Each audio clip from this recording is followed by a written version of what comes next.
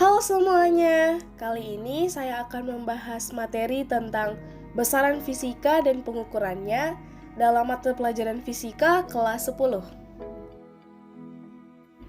Kita akan membahas tentang besaran, satuan, dan dimensi. Apa sih artinya besaran? Besaran adalah segala sesuatu yang bisa diukur, bisa dinyatakan dalam angka, dan memiliki satuan. Ada dua jenis besaran berdasarkan satuannya. Yang pertama ada besaran pokok.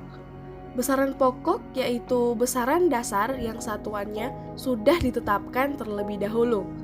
Kemudian ada besaran turunan. Nah, besaran turunan ini adalah besaran yang satuannya diturunkan dari satuan besaran pokok. Nah, kita akan bahas satu persatu dan kita mulai dari besaran pokok.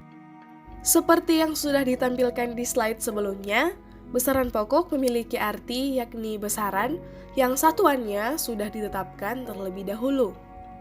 Teman-teman bisa melihat tabel di situ. Di situ ada besaran pokok, satuan, singkatan, dan dimensi. Besaran pokok ada panjang, massa, waktu, kuat arus listrik, suhu, jumlah zat, dan intensitas cahaya. Mereka memiliki satuan, singkatan, dan dimensi yang berbeda-beda loh. Teman-teman bisa melihat di tabel yang sudah saya tampilkan di slide. Nah, kita lanjut ke besaran turunan. Besaran turunan adalah besaran yang satuannya diturunkan dari satuan besaran pokok. Sebenarnya, besaran turunan ini ada banyak, tetapi saya hanya mengambil beberapa saja, antara lain ada luas, volume, massa jenis, kecepatan, percepatan, gaya, usaha, daya, energi kinetik, energi potensial, momentum, dan tekanan.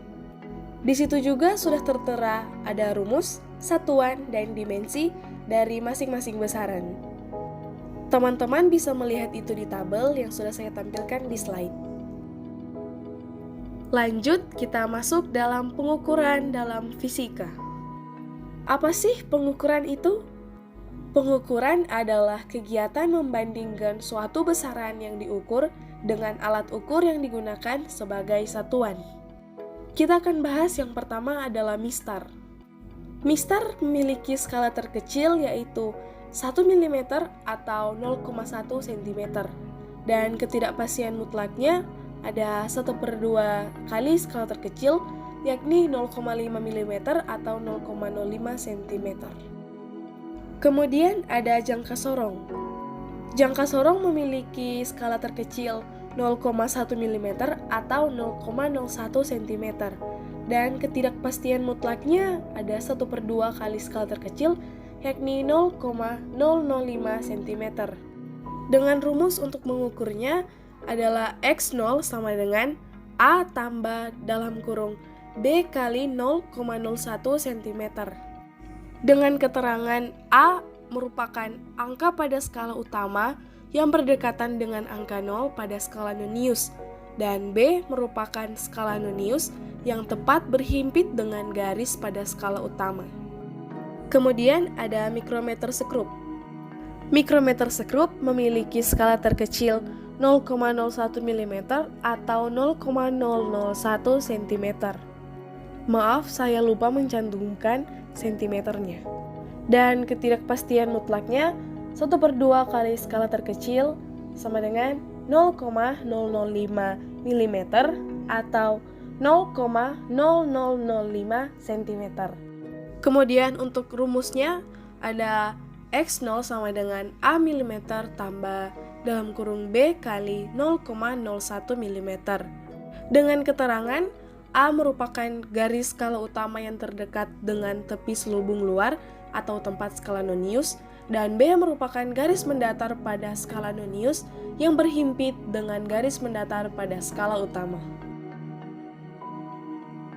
Kemudian kita masuk dalam angka penting. Aturan angka penting. Yang pertama, semua angka yang bukan 0 adalah angka penting. Di situ ada contoh yang pertama 532,46. itu memiliki 5 angka penting. Teman-teman juga bisa melihat contoh yang kedua. Kemudian yang kedua, angka 0 yang terletak di antara angka yang bukan 0 adalah angka penting. Seperti contoh A, 6002, itu memiliki 4 angka penting karena 0 diapit oleh angka yang bukan 0. Kemudian yang ketiga, angka 0 di belakang angka bukan 0 yang didahului tanda koma adalah angka penting. Contohnya 54,2400 itu memiliki 6 angka penting karena angka 0 di belakang angka bukan 0 yang didahului tanda koma adalah angka penting. Kemudian yang keempat, angka 0 pada bilangan desimal yang besarnya di antara 0 dan 1 sebelum dan sesudah tanda koma bukanlah angka penting. Contohnya 0,000250. Di situ terdapat 3 angka penting. Angka 0 di sebelah kiri tanda koma bukanlah angka penting. Angka 0 di sebelah kanan tanda koma atau di antara tanda koma dan angka 2 bukanlah angka penting. Tetapi angka 0 sesudah angka 5 adalah angka penting. Selanjutnya yang kelima, angka 0 yang terletak di belakang angka bukan 0 yang diberi tanda khusus bukanlah angka penting.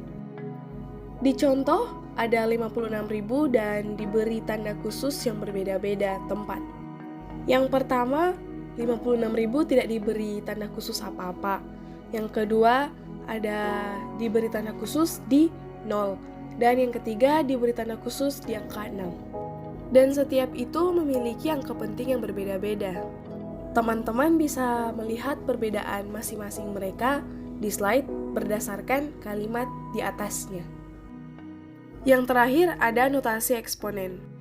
Contohnya 3,26 kali 105. Di situ hanya ada 3 angka penting, karena 105 disebut orde dan bukan angka penting. Kemudian, aturan berhitung dengan angka penting. Yang pertama ada penjumlahan dan pengurangan. Hasil penjumlahan dan pengurangan, angka penting hanya boleh memiliki 1 angka yang ditaksir.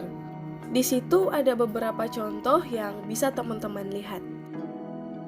Ini juga ada beberapa contoh lainnya yang mungkin akan membantu teman-teman lebih memahami lagi aturan berhitung dengan angka penting dalam penjumlahan dan pengurangan.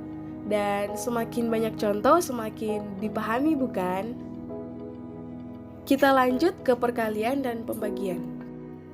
Hasil perkalian atau pembagian hanya boleh memiliki angka penting sebanyak bilangan yang memiliki angka penting paling sedikit. Contohnya 0,6732 dikali 4,43. Dan 4,43 merupakan angka penting yang paling sedikit.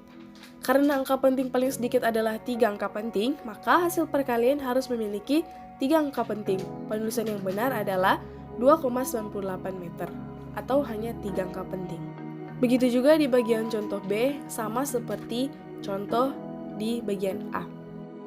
Dan ini ada beberapa contoh lainnya juga yang mungkin akan lebih dipahami lagi.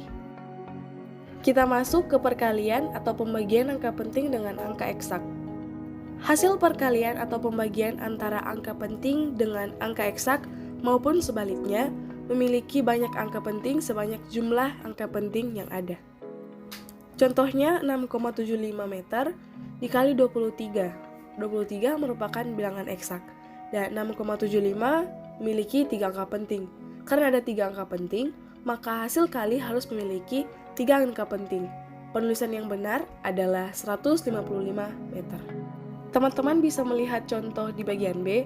Penyelesaian contoh di bagian B sama seperti penyelesaian contoh di bagian A. Selanjutnya ada pemangkatan. Pemangkatan angka penting hanya boleh memiliki angka penting sebanyak angka penting yang dipangkatkan. Contohnya 3,6 cm kubik, hasilnya 46.656 cm kubik, dan angka yang akan diambil hanya 47 cm kubik saja, karena angka yang dipangkatkan hanya 2 angka penting. Begitu juga dengan contoh di bagian B, sama seperti bagian A. Kemudian ada juga yang namanya aturan pembulatan. Yang pertama, jika angka terakhir lebih besar atau sama dengan 5, bulatkan ke atas.